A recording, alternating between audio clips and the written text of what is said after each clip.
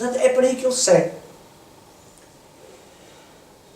Não descurando o aspecto tradicional da religião, mas dando-lhe dois sentidos. E é assim que nós vimos, para além do lúdico, do quimérico, do decorativo, do coreográfico, vimos na Quinta da Regaleira também alguma, não muita, mas suficiente para entender que o personagem pretendia, que o autor pretendia dar uma outra versão da coisa, além da aparente. Vimos na Quinta da Regaleira alguma simbologia para além da católica, os símbolos da religião católica, vimos alguma simbologia hermética, fundamentalmente de cariz alquímico. Mas a alquimia era proibida pela Igreja. Nem toda a alquimia. Desde Dionísio Areopagita, depois chegando a São Tomás de Aquino, já cá em baixo, no século XI, XII, por aí, a alquimia começa a ser adotada, chegando a Santo Alberto Magno e outros mais, a alquimia é adotada numa versão mais de acordo com a transformação ou apuração superior do homem, a transformação interior. Não tanto a parte laboratorial, metálica, trabalhar com os metais, etc., mas mais a parte da transformação. E isso estava de acordo com a palavra, estava de acordo com as Escrituras. Portanto, esta alquimia que segue, ele imprime-lhe também os símbolos da tradição. Estes símbolos da tradição é aqueles que se encontram na galera. Um Ouroboros, isto é, um bicho, uma serpente a morder a própria cauda, coisas do género. E mais símbolos. Outros não são apenas decorações. E outros nem símbolos são. Não passa de decoração. A este catolicismo, direi, gnóstico, ele leva isto para a patrologia lusitana. Patrologia lusitana, que começa com o Orósio, no século IV, vem por aí fora, e que dá origem, já com Dom Duarte, oficialmente com o rei Dom Duarte, ao pensamento português, à filosofia portuguesa. Bom, agora é o seguinte. Ele, ao transpor todos os símbolos da tradição para a sua noção de pátria, de religião pátria, ele assume São Sebastião. E é este sebastianismo iluminado, esclarecido, não é um sebastianismo de ir ali para o Alto de Santa Catarina e esperar que o Dom Sebastião venha numa manhã no nevoeiro ou para o Cabo da Roca. Não é por aí. É a noção do Avatar, é a noção do Messia, aquilo que inaugurará ou restaurará os arquétipos da Portugalidade, a simbólica Israel do Ocidente, desde os primórdios, desde o Papa Adriano, no século IV para cá, sempre apontada como Sintra. Sintra, Serra Sagrada, da qual, a título de obra também, editada pela mesma editora Dina Press, da qual este livro, Quinta da Regaleira, é filho, descendente. Portanto, temos uma versão sebástica, no entender da pátria, e uma noção gnóstica, um gnosticismo sebástico, não descurando a confissão. Ele era freguês. Freguês vem de freguesia, freguesia de freguês. Freguês filius ecclesia, filho da Igreja. Portanto, fidelis ecclesia, filho da Igreja. Ele era um filho da Igreja. Ele frequentava muito a Igreja de Santa Maria de Sintra. Diz-se também, mas na Quinta da Regaleira a capela esteve sempre encerrada, nunca foi aberta ao culto, e porque havia lá um culto secreto, maçónico, templário, alquímico, gnóstico, espiritismo, yoga, etc. Tem uma cabeça pequena. O que se passava na Quinta da Regaleira e aquilo nunca ter aberto ao culto público, primeiro é porque era uma capela privada, e segundo, que as relações com a Santa Sé, ao tempo em que a capela foi construída, cessaram, com bastante violência. A história é contada no livro.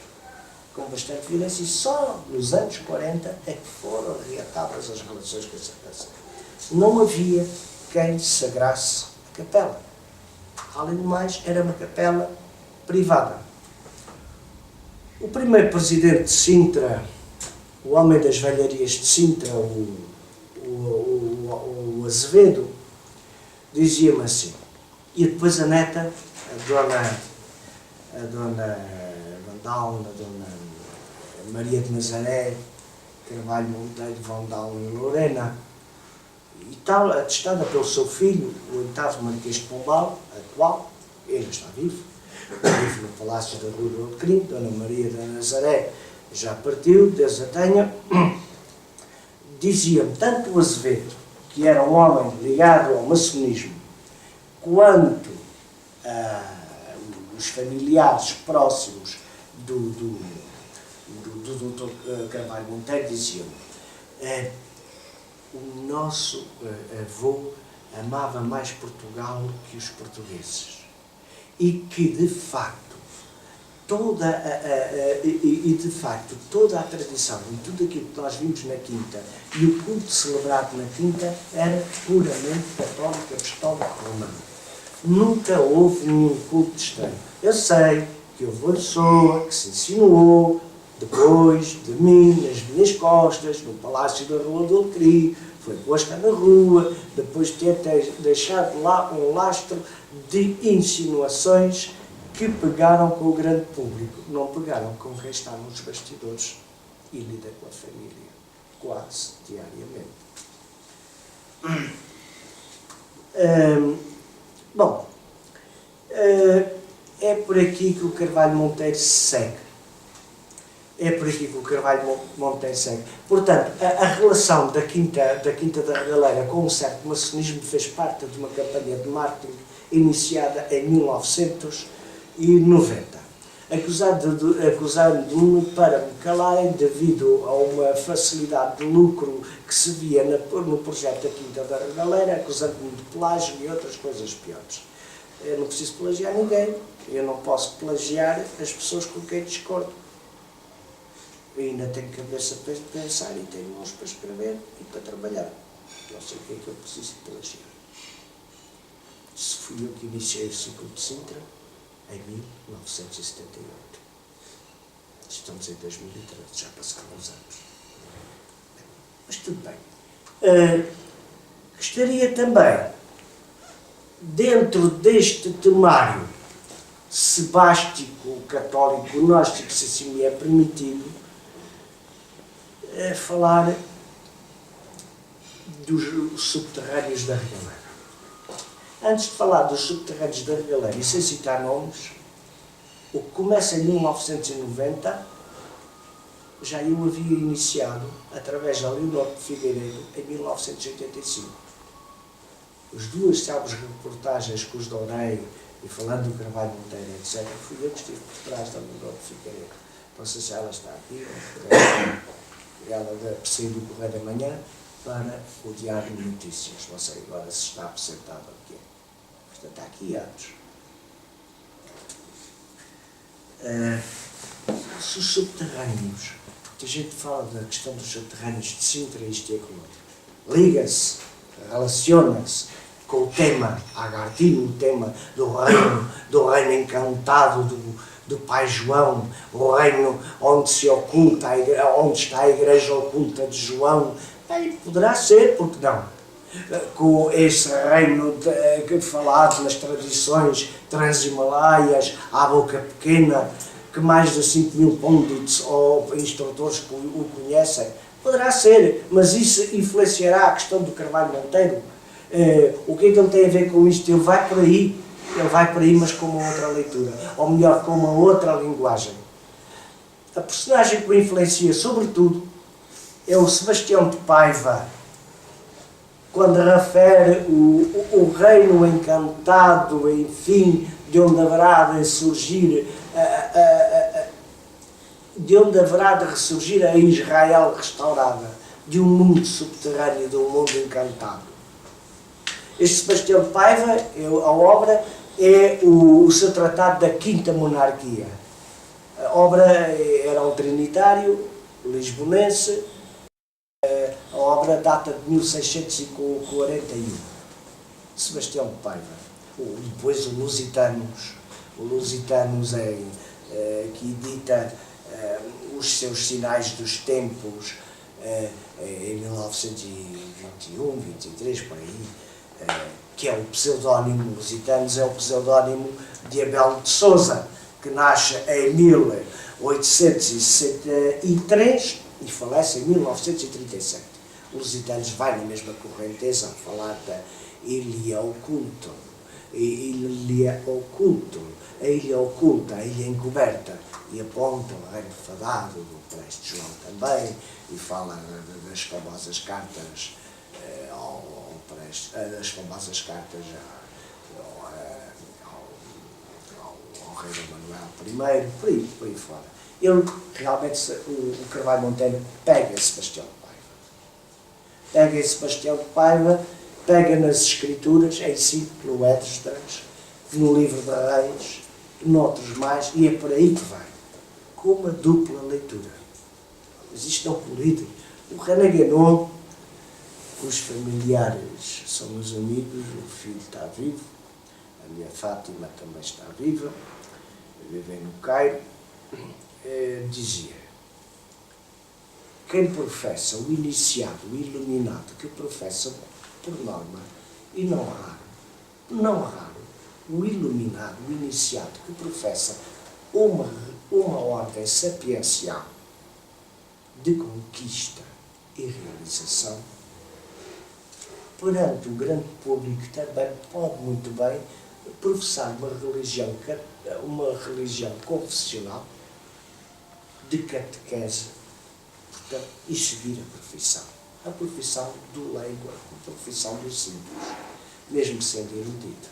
É o leite aos meninos e a carne aos homens, como me diz a escritura de Lucas.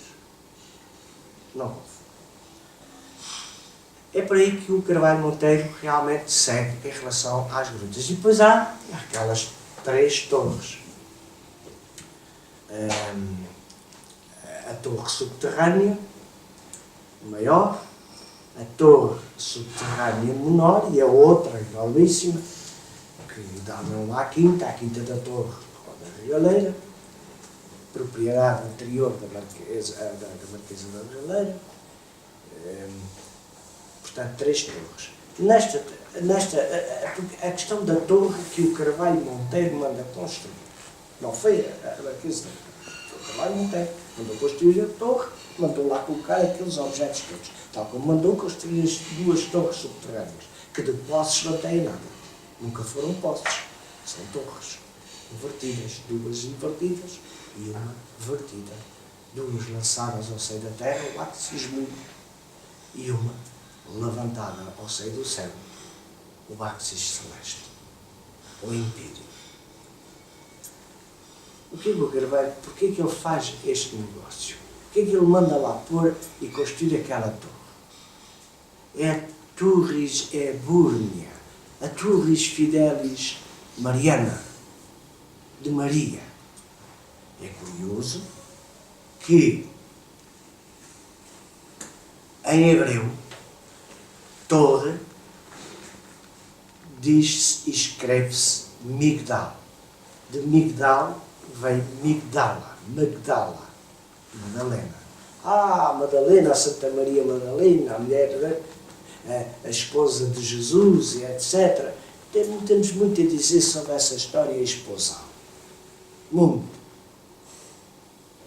Atenção com certas ordens de Sião, etc., inventadas na cadeia de Paris, pelo Ministério de Replantar. Nunca existiram. A história é bem outra. Porque Maria Madalena é a apóstola dos apóstolos. É a mulher da eleição. É aquela que transmite a palavra. É aquela que assiste ao expirar de Cristo, conforta Maria chorosa ao pé da cruz, acompanha os apóstolos, assiste à ressurreição, porque a meta final, a meta suprema, o fundamento, melhor dito, o fundamento da fé é a ressurreição, não é a morte. E quem está na ressurreição é uma mulher. Maria Madalena, natural de Magdala, na zona sul da Galileia. Lá está, hoje é uma cidade, mais ou menos por causa da guerra, tem havido uns problemas. Devia estar mais desenvolvido. Madalena é aquela que assiste à ressurreição de Cristo, é aquela que transmite a palavra da ressurreição aos apóstolos. Neste aspecto, o Carvalho Monteiro dispõe a Torre de Magdala, que a iconografia e os cronicões medievais associavam àquela lenda nobiliárquica de Melusina. Melusina, e é curioso que dentro da torre, da regaleira, a senhora está com uma abraçada de pombas nos braços, um pé descoberto e outro escondido, tal e qual como Melusina, a mulher serpente, a mulher dos mistérios. Porque quem conserva o mistério, quem conserva o grau, quem representa o grau, quem leva a taça do grau, que não é só o grau do coração, o grau do ventre, é também um objeto sagrado, com 55 quilos de peso e todo em ouro. E com uma altura razoável. Quem leva isso ao altar? O objeto sagrado, representando o próprio Espírito Divino, o Espírito Santo, é a mulher consagrada, é a sacerdotisa. Como dizia Christian de Troyes, é chartu de Juí, toda cheia de graça. Pois é Maria Madalena, a sacerdotisa, aquela que representa e aquela que é a expressão de Maria Mãe. Uma dá à luz e outra transmite a luz. Carvalho Monteiro vai por esse caminho. Daí colocar a senhora e fazer toda esta etimologia, e fazer toda esta leitura que dá para ser entendido segundo a consciência e o entendimento humano permite. Finalmente, Carvalho Monteiro era um maçom, maçom viveu, maçom morreu, tal qual como Maomé morreu engasgado com tocinho. Colecionador. Colecionou conchas, colecionou instrumentos musicais, colecionou mobílias, colecionou livros. Teve milhares de livros na sua biblioteca. Está na biblioteca, foi vendida à Biblioteca de Congresso, está lá a maioria, tirando os que se perderam. De todos os livros sobre maçonaria, de milhares e milhares e milhares de livros, teve a biblioteca mais rica do país. O homem era rico. Ele herdava a riqueza dos familiares. Feita com o comércio de pedrarias e cafés e madeiras preciosas, entre o Rio de Janeiro e Lisboa, portanto, fazendo-se o transporte entre o Rio de Janeiro e Lisboa, que era o único que detinha um negócio, portanto, enriqueceu. A ponto de dizer-se, como dizia o Loureiro, talvez com algum exagero, ele fez a regaleira com os lucros dos lucros. Bem, poderá ser. Mas, portanto, podia ter uma biblioteca fabulosa. Tinha os clássicos todos. Alguns deles ofereceu ao rei Dom Carlos.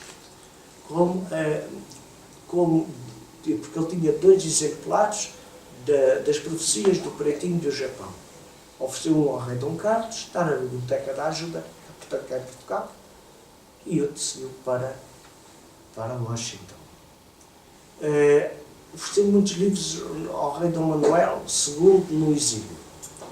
E de toda esta literatura, clássicos, originais, ele tinha o vastíssimo número de livros maçónicos na quantia fabulosa de 13. Desses 13, 3 não eram seus, foram adquiridos depois da sua morte pelo seu filho Pedro Monteiro. Colecionador também, comendador, homem dado a Lagos da Beira, de que já falarei um pouco. Não era maçom, o filho, nunca o foi. Nunca foi, não há, nem no Grêmio Oriente de francês, nem no inglês, nem no Brasil, sobretudo no Brasil e sobretudo em Portugal, não há nenhuma referência de que, não tem nada contra a maçonaria, uma corrente tradicional, de que o Pedro Monteiro tivesse sido o maçom. Tal qual o seu pai, António Augusto de Carvalho Monteiro. Nunca foi maçom, muito pelo contrário, era um católico apostólico romano. Dessas obras, 3 catálogos que o Pedro Monteiro comprou foram posteriores ao pai. Porque a biblioteca é começada a vender por volta de 1925. Os restantes livros foram comprados, alguns catálogos também, mais coisas, menos coisas, foram comprados ao Conde da Penhalonga, que entretanto falira. Então o Carvalho Monteiro ajudou. E comprou-lhe isso, olha, era um homem que gostava dessas coisas e comprou, ajudou. Porque, como diziam os netos, e até o próprio Azevedo, Costa Azevedo, o homem das vendarias de Sintra, sobretudo a neta, bateu-me e rebateu no assunto. O meu avô tinha horror a tudo quanto fosse escuro como a maçonaria. Foi a Carbonária que o mandou prender, num ano em que perde a esposa. Passou mal. Foi injuriado. De que maneira? A história do faz fezes milhões, o famoso caga milhões, não é? Foi um epíteto criado nessa época pelo autor do Mosquito, o Jacobino, um homem ligado muito à equipa ou à quadrilha que tentou e conseguiu matar o rei Dom Carlos. Quando o rei Dom Carlos falece, o Carvalho Monteiro não é de meias medidas, pega e cobre todo o Palácio da Regaleira de panos roxos. E esteve assim. Claro que aquilo deu parado em Sintra e em Lisboa, não lhe perdoaram. Tal como não lhe perdoaram, quando o rei Dom Manuel II casa em Inglaterra, ele oferece uma caravela em prata, muito bonita, aos reais cônjuges e não lhe perdoaram. Esse foi um dos motivos que o levou à prisão. Portanto, temos aqui a história de Carvalho Monteiro. Depois temos a questão da falarística e da simbólica. Conheço a maçonaria há muitos anos por dentro. Não é por fora, é por dentro. Portanto, sou obrigado, por tradição, a saber onde é que estão os símbolos da mesma. Na Regaleira não há um. Não há um. No Bussaco até há alguma coisita, que lá foi deixada pelo Luigi Manini, o arquiteto que o Carvalho Monteiro conheceu precisamente no Bussaco, e depois eu já ouvi falar nele quando ele esteve aqui a trabalhar no Teatro Dom Carlos. Depois contratou e foi o arquiteto que ficou para as obras e para o esquiço geral na Regaleira. Juntado os irmãos Fonseca, etc., cujos familiares também conheci. Portanto, quer o Carvalho Monteiro, quer o seu filho Pedro Monteiro, quer o Luigi Manini, nenhum dos três era maçom. Nunca foi. Nunca foi. O cardápio literário do António Augusto de Carvalho